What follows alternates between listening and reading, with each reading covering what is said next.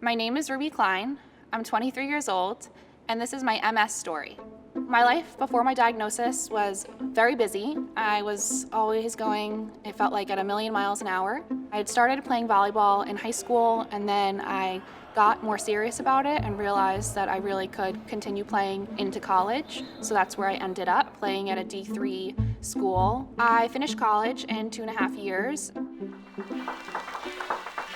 Before my sophomore year, I got a pain in my left eye. It persisted, and I went to the eye doctor, and he told me that my optic nerve looked inflamed and that he suspected something else was going on. A week later, I started getting really bad facial pain. That's when I went to the doctor, and they told me that they thought I had Lyme disease. I had a tough time verbalizing to the doctors how bad I really felt. No one believed what I was saying, and I had a doctor tell me it was all in my head, and then the doctor I went to after him told me that I was showing signs of drug withdrawal. So it was a tough few months in my life. After doing some research, my mom found a doctor in the city that specializes in MS, and the thing that I really loved about her was just how patient and kind she was. She really made me feel listened to. She ordered an MRI followed by a spinal tap, and that's when I found out a whole year later that I did in fact have MS. Everyone's story with MS is very different, and there's people of all ages and all walks of life that get it. There's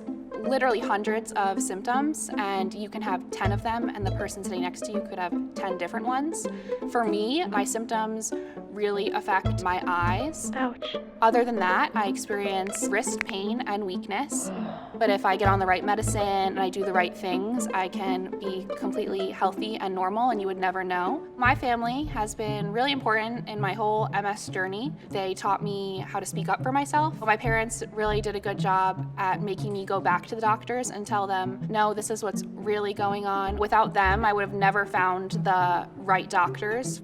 If I were to talk to someone who just found out that they had MS, I would tell them to advocate for themselves, because no one's going to listen to you if you don't believe in yourself, and your symptoms are real and what you're feeling is real. Don't get discouraged by the process. Once you find something that works for you, you're going to be so happy with how everything turned out.